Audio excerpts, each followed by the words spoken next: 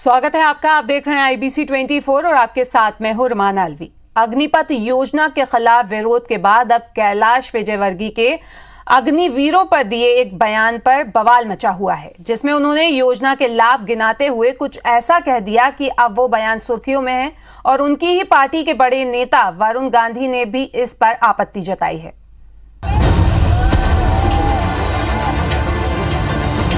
अग्निपथ योजना को लेकर बीजेपी के राष्ट्रीय महासचिव कैलाश विजयवर्गीय ने इंदौर में एक विवादित बयान दिया है। कैलाश विजयवर्गीय ने अग्निपथ योजना के फायदे गिनाते हुए कहा कि अगर भाजपा कार्यालय में किसी को सिक्योरिटी पर रखना होगा तो वो अग्निवीरों को प्राथमिकता देंगे। 25 साल में जब वो बाहर निकलेगा तो उसको 11 लाख रुपए उसके हाथ में होंगे और अग्निवीर का एक छाती पर तगमा लगा के घूमेगा। किसी भी मुझे अगर इस ऑफिस में, बीजेपी के ऑफिस में सिक्योरिटी रखना है तो मैं अग्निवीर को प्राथमिकता दूंगा। कैलाश विजयवर्गीय ने अग्निपथ योजना के लाभ गिनाते हुए ये बयान दिया। हालांकि इस दौरान कैलाश विजयवर्गीय ने कहा कि सेवा अवधि पूरी होने के बाद अग्निवीरों को काफी लाभ होगा, जिसके तहत अग्निवीरों को 11,70,000 रुपए मिलेंगे। लेकिन अब बीजेपी कार्यालय में सिक्योरिटी पर रखने वाले बयान पर विवाद गहराता जा रहा है। इधर निकाय चुनाव के लिए नामांकन के दौर के बाद अब नाराजगी का दौर देखा जा रहा है। बीजेपी में टिकट न मिलने से कई दावेदारों ने निर्दलीय ही चुनाव लड़ने का फैसला कर लिया है और नामांकन भी भर दिया है। हालांकि नाम वापसी से पहले बीजेपी बागियों को जल्द मना लेने का दावा कर रही है। निकाय चुनाव में टिकट नहीं मिलने से बगावत कर रहे नेताओं को साधने के लिए बीजेपी ने अपील समिति का गठन किया है, जिसमें नाराज नेताओं की सुनवाई होगी। अब तक बीजेपी के 35 नेता निर्दलीय फॉर्म भर चुके हैं। हालांकि बीजेपी महासचिव कैलाश विजयवर्गीय का कहना है कि कुछ नाराज कार्यकर्ताओं को मना लिया गया है। चर्चा करके समझाया और एक आध दिन की प्रक्रिया में और समझा देंगे। लगता है पार्टी इस पे चिंता कर रही है और वो हमारे परिवार के लोग हैं, हमसे बात करके फॉर्म वापस दिलवाएं। इधर आपराधिक पृष्ठभूमि वाले उम्मीदवारों के नाम भी बीजेपी बदल सकती है। इंदौर में इसी तरह के टिकट को लेकर सीएम शिवराज सिंह चौहान के संज्ञान में मामला आते ही संगठन को टिकट बदलना पड़ा था। आपराधिक पृष्ठि वाले जो मामले हैं उस पर पार्टी सख्ती से कार्रवाई करेगी और उसके सारे जो तथ्य होंगे, तथ्यों का अध्ययन करने के बाद ही उस पर कार्रवाई होगी। फिलहाल कांग्रेस के साथ साथ बीजेपी को भी नाराज कार्यकर्ताओं को मनाना एक बड़ी चुनौती है।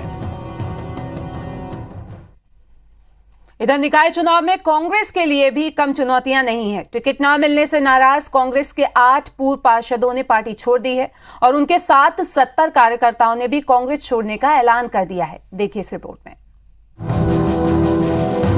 मध्य प्रदेश में पार्षदों के टिकट बंटवारे के साथ कांग्रेस पार्टी में बगावत शुरू हो गई है। भोपाल समेत प्रदेश भर में पार्टी के पदाधिकारी और कार्यकर्ता इस्तीफे दे रहे हैं।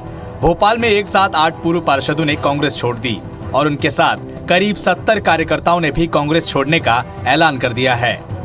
कांग्रेस पार्टी के जितने भी अधिकृत प्रत्याशी, तो हम ये प्रयास करें कि जो हमारे अन्य साथियों ने फॉर्म भर दिए थे वो अपने सब फॉर्म वापस ले और ले भी रहे हैं अधिकांश। वो अगर घर घर जाके भी मनाना पड़े, वो हमारे घर तो है।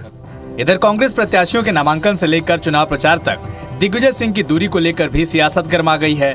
बीजेपी ने दिग्विजय सिंह की चुनाव से दूरी को लेकर कई सवाल खड़े किए हैं। दिग्विजय सिंह जी ने मध्य प्रदेश की सरकार में मुख्यमंत्री रहते हुए बंटाढार किया था, इसीलिए दिग्विजय सिंह भगते फिर रहे हैं। तो इधर बागियों को मनाने के लिए कांग्रेस के दिग्गज नेता अब घर घर जाकर उनसे नामांकन वापस लेने और पार्टी में वापस आने की अपील करेंगे। वहीं देवास में भाजपा पार्षद टिकट को लेकर बगावती आग बुझने का नाम ही नहीं ले रही है। टिकट कटने से नाराज कार्यकर्ताओं के बगावती तेवर देखने को मिल रहे हैं। विरोध इतना ज्यादा बढ़ गया है कि पार्षद पद की दावेदारी करने वाले बीजेपी नेता भूजराज सिंह जादू ने पार्टी दफ्तर के बाहर ही आत्मदाह की कोशिश की। कुछ नाराज कार्यकर्ताओं ने जिला अध्यक्ष का पुतला भी जलाया तो किसी ने महामंत्री को जमकर पूछा। भाजपा से टिकट न मिलने की वजह से अब कार्यकर्ता निर्दलीय मैदान में उतर रहे हैं। ऐसे में भाजपा का चुनावी समीकरण भी बिगड़ सकता है। इसमें जिलाध्यक्ष और जिला करता है और आत्मदाह की कोशिश कर रहे हैं। आपने बचाने का प्रयास किया? भैया बिल्कुल प्रयास किया बचाने का भी, और पानी भी डाला। हम ऊपर बात करेंगे, उसके लिए उनको भी आश्वस्त किया है कि ऊपर बात करेंगे, जो भी आगे जो भी हल होगा उसका किया जाए।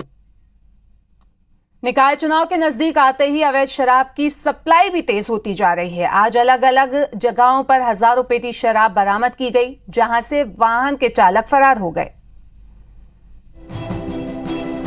चुनाव प्रचार शुरू होने के साथ ही मतदाताओं को रिझाने के लिए शराब की अवैध सप्लाई भी तेज हो गई है।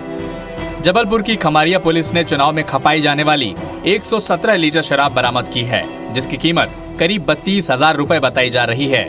पुलिस की इस कार्रवाई के दौरान आरोपी ड्राइवर मौके से फरार हो गया। दरअसल मुखबिर से मिली सूचना के बाद पुलिस ने नाकेबंदी कर अवैध शराब की खेप बरामद की। गाड़ी मालिक के संबंध में गाड़ी के इंजन नंबर, चेसिस नंबर के आधार पर इससे आरटीओ की साइट से देखकर उसकी पतासाजी की जा रही है। इधर टीकमगढ़ झांसी हाईवे रोड पर बमहोरी बमाना गांव के पास 1500 पेटी शराब से भरा ट्रक पलट गया, जिससे शराब की पेटियां सड़क पर बिखर गई। मौके पर पहुंची पुलिस ने शराब लूट रहे लोगों को हटाया।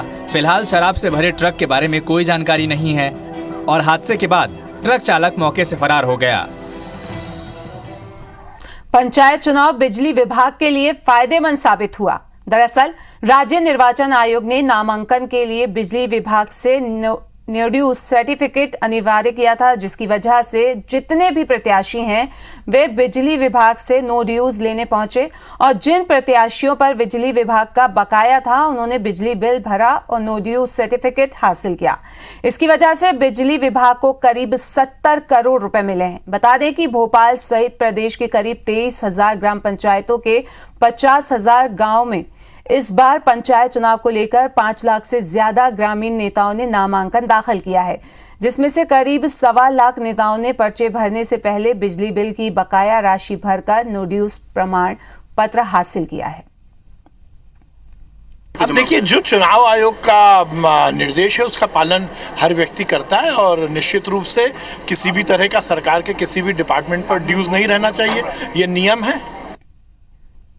इधर भिंड के गोरमी के ग्राम पंचायत कल्याणपुरा में एक ही परिवार की 3 बहुएं यानी जेठानी, देवरानी और बहुरानी ने पंचायत चुनाव में सरपंच पद के लिए ताल ठोकी है। दरअसल गांव में पूर्व सरपंच विक्रम सिंह ने अपनी पत्नी कमला देवी और उनके छोटे भाई राधे श्याम ने अपनी पत्नी शीला देवी से सरपंच पद का नामांकन फॉर्म भरवाया है। विक्रम और राधे श्याम के अलावा उनके चचेरे भाई रविंद्र सिंह की पुत्रवधू रचना ने भी सरपंच पद के लिए नामांकन भरा है। तीनों ही प्रत्याशी विकास का दावा कर रहे हैं, जिसके बाद मतदाता असमंजस में आ रहे हैं कि किसे वोट दें और किसे नहीं।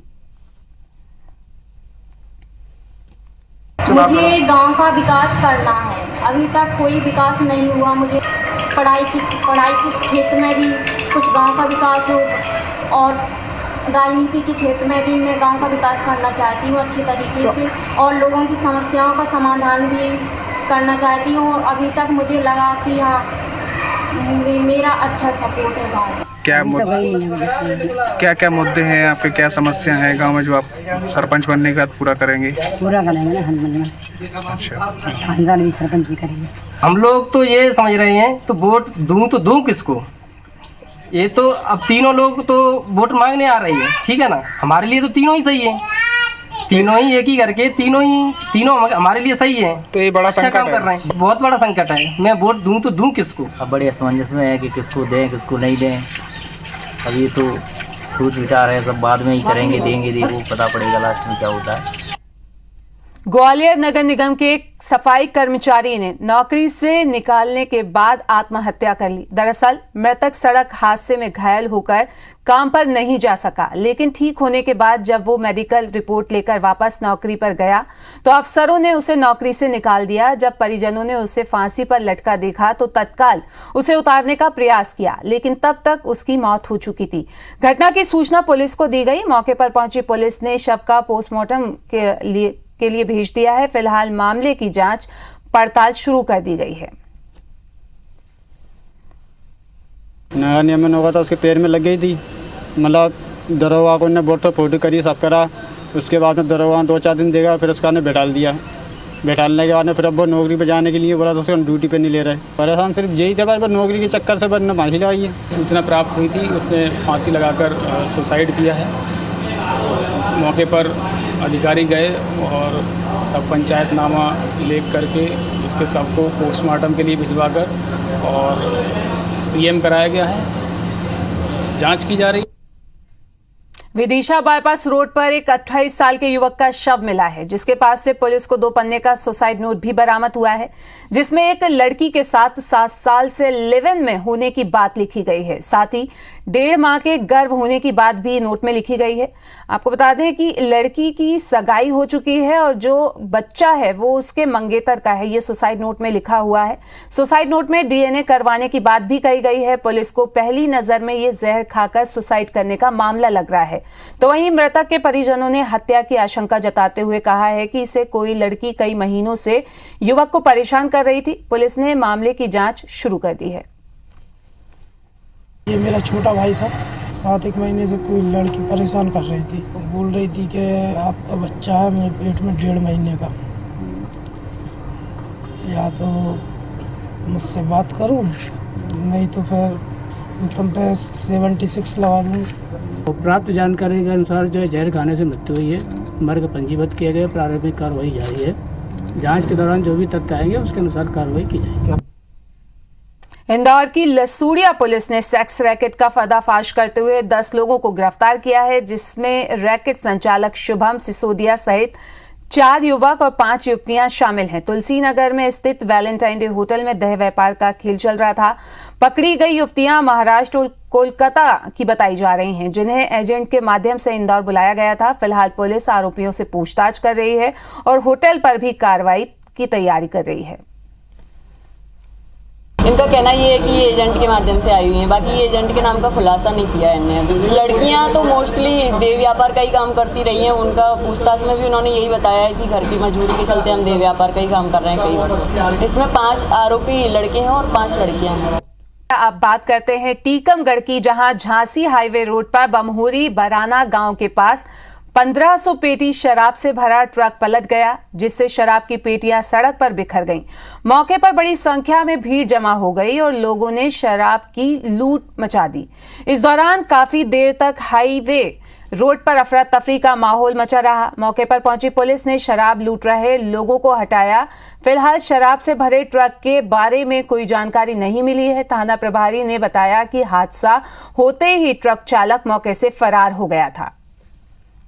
बात करते हैं मानसून की। मध्य प्रदेश में मानसून ने धीरे धीरे अब रफ्तार पकड़ ली है। भोपाल, जबलपुर, सागर संभाग में बीते 3 दिन से अधिकांश इलाकों में बारिश हो रही है। अगले 48 घंटे में इन इलाकों में और बारिश होने की संभावना है। आज भोपाल में आज सुबह से ही रुक रुक कर बारिश हो रही है, तो इधर इंदौर के अधिकांश इलाकों में भी बारिश होने लगी है। मौसम विभाग के मुताबिक इंदौर में 21 जून तक मानसून की रंगत देखने को मिलेगी। ग्वालियर में 24 जून और प्रदेश में दूसरे इलाकों में 28 जून तक बारिश शुरू हो जाएगी। आपको बता दें कि बंगाल की खाड़ी के साथ अरब सागर में मानसून की गतिविधियां तेज हो गई हैं। इधर श्योपुर के विजयपुर में बारिश के बाद क्यारी नदी उफान पर है और क्यारी नदी में जलस्तर बढ़ने से करीब 15 मवेशी नदी में बह गए हैं।